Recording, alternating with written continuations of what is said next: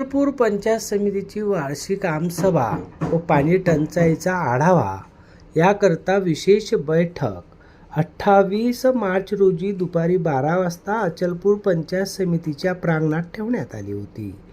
या आमसभेचे अध्यक्ष आमदार केवलराम काडे, तर या आमसभेला अचलपूरचे आमदार प्रवीण तायडे, तर दरापूर विधानसभा मतदारसंघाचे आमदार गजानन लवटे प्रामुख्याने उपस्थित होते।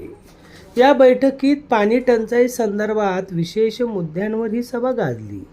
पाणी टंचाई आणि गावातील विविध योजनेत कशा पद्धतीने दिरंगाई करून कामांमध्ये अनियमितता केल्या जात असल्याचा सूर या आमसभेत ग्रामपंचायत पदाधिकाऱ्यांनी उपस्थित केला।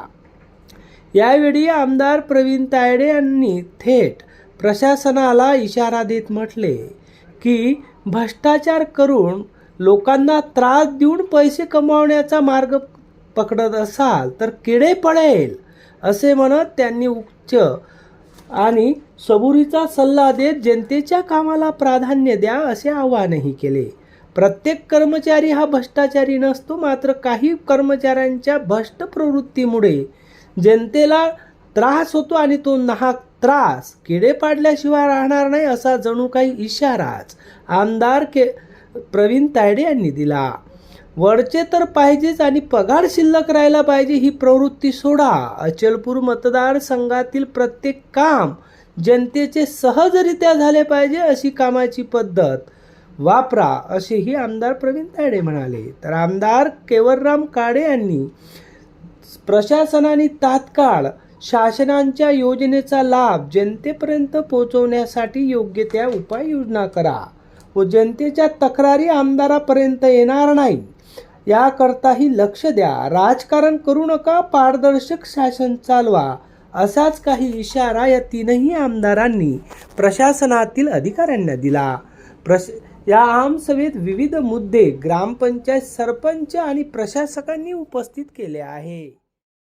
सभामंडप तयार केला, 2 लाखाचं तर रिपेअरिंग करून ठेवली आहे ना, दुसरा कोणताही काम केलेलं नाही। त्या गोंड वाघोलीमध्ये 4 वर्षापासून आतापर्यंत गोंड वाघोलीमध्ये आतापर्यंत कोणताही निष्काळजी काम झालेलं नाही आहे। तुम्ही मला दाखवून द्या ते वॉटर सप्लायचं त्याला कनेक्शन जो केलेलं आहे शेड्यूल करण्याचा पाणीचा विषय आहे, ते फक्त कनेक्शन करून ठेवलेला, पाणी आता चालू झालेलं आहे त्याचा, आणि सर्व गावाची रोड खराब आहे। आणि आमचे मी तुम्हाला व्हिडिओ दाखवतो, माझ्या गावात नाली जो बनलेली आहे, आता याच्यात ते टोंगले तर मटेरियल पडलेलं आहे, माझ्याजवळ व्हिडिओ आहे त्याचा। एमजीपी उत्तर द्या। माझे टाकी झाली पण बंद आहे ते, आता चालू केली आहे ना, आता चालू केलेली आहे ते। 2-3 माईक बोलून घ्या साहेब। गोंडवाघोलीमध्ये जल जीवन मिशन अंतर्गत काम ग्रामीण पाणी पुरवठा केलंय। आपलं शहानूर 10 गाव योजनेचं पाणी आपण तिथं पोहोचवणार आहे। आता झाले नाही नाही, आमचं नाही पोहोचलं एमजीबीचं, ग्रामीण पाणी नाही शहानूर 10 गाव ते आता मला कनेक्शन लागले नाही। तिथं गोंडवाघोलीच्या जवळ एक संप आहे, तिथपर्यंत पाणी पोहोचलेलं आहे। तिथून पुढचं सर पंपिंग मशिनरी टाकून पाणी पोहोचवण्याचं काम सुरू आहे। ते सर्व खोटं आहे, साहेब आमदार साहेब एवढे लोक इथं मौजूद आहे, तुमचं कोणतंही काम झालेलं नाही आता सध्या। पूर्ण काम झालेलं नाहीये तिथचं, बाकी आहे सर काम कोणतंही। अरे चालू नाही झालं तुमचं काम, कोणतं काम चालू झालं तुम्ही? ते जिल्हा परिषद अंतर्गत काम होतं ते पूर्ण झालेलं आहे, पाण्याची टाकी पूर्ण झालेली, पाणी पुरवठा सुरळीत चालू आहे। पाणी आता चालू तुमच्या गावाचे लोक म्हणून राहिले काम झालं नाही म्हणून आता चालू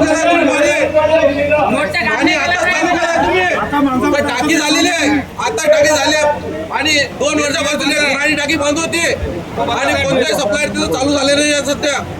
ग्रामपंचायतच्या बोलून साहेब पाणी चालू आहे, चालू झालेलं आहे। ते गाव बोलून राहिले, ते गावाचे लोक बोलून राहिले, ते आमचे पदाधिकारी आहेत ते आमचे, ते काय खोटं बोलून नाही झालं, ते म्हणते काम झालेलं नाही, ते म्हणते काम झालेलं आहे, पाईपलाईन केली, पाणी आला नाही तिथं। समाधान होतं काय तुमच्याला? भैया, जबकि गांव की पूरी वसूली 60,000 70,000 रुपए रहती और एक बिल 3 लाख रुपए दिए भैया। हमारे साल के 70,000 रुपए 50,000 रुपए तरतूद रहती, हमने कहाँ से भरना? और वो मीटर दिए स्मार्ट मीटर और हमारे बद पीछे लगा है। और जब साहब से बात हुई तो वो साहब के उत्तर आते कि तुम घर से भर रहे क्या बोलते बिल। अब ग्राम पंचायत एक हमारा घर ही है भैया,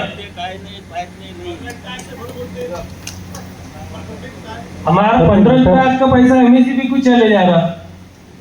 मीटरनुसारच रिडिंग त्याच्यानुसारच ते बिल आहे आणि 15 तारखेमध्ये मागच्या वर्षी जिथे जिथे प्रोव्हिजन केली आहे तुम्ही एवढी गडबड का करता की स्मार्ट मीटर बसलो पाहिजे? उद्यापासून सगळे ठराव घ्या की स्मार्ट मीटर ग्रामपंचायत राहते, ग्रामपंचायतनं जर ठराव घेतला की आम्हाला स्मार्ट मीटर बसवायचे नाही गावात, तर तुम्ही ग्रामपंचायतीवर ठराव घेतला. गावबंदी कर ना. ठराव घेऊन येणं दोन मीटर लावले, बाया होऊन गई, माणूस कामाला गेला का हा निकृष्ट दर्जाचे झाले, तुम्हाला मान्य आहे. आणि जे MGPनं रस्ते खोदून ठेवले ते रस्ते किती बुजवले काँक्रिटीकरणानं, याची माहिती त्यांनी द्यावी. मी वास्तविक ऐकून घ्या आमदार साहेब, वास्तविक त्यांनी दाखवलं, बुजवलं, सगळं केलं, परंतु घर घर जल नळ योजनेत येणं काय केलं, जुनेच कनेक्शन दाखवले, प्रत्येक गावात जुनेच कनेक्शन दाखवले आणि बिलं काढून घेतले. म्हणजे कोणतं काम बिलासाठी कायद्यासाठी म्हणजे याच्यात राजनीती करतात. हे एखादी बिल म्हटलं बिल टाकायचं नाही, बिल टाकत नाही.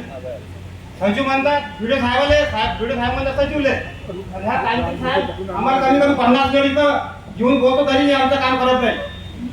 समोर या ना, समोर या तुम्ही. याच्यात तांत्रिक साहेब कसं आहे, आता कोट्याचं तुम्हाला माहित असेल ना, हर त्या ह्या गाड्याचा काही दिवसापासून कोट्याचं झालेला आहे. हा आणि पाण्याचं असं झालेलं आहे की ते रोड आमच्या गावातलं सगळं उकळलं आहे. त्याच्यात रिपेरिंग काही नाही, काहीच नाही. स्वच्छता गेला, स्वच्छमध्ये काही त्याच्यात एकही काम नाही. आणि कामं किती दिवसात आले आता, दलित वस्तीचे कामं हे म्हणतात 3 लाखाचे आम्हाला. रात्री विचारला तर 4 लाखाचे म्हणते. सांगा विचारलं जरा काय म्हणते, पहिले विचारलं मला 3 लाख आला म्हणते.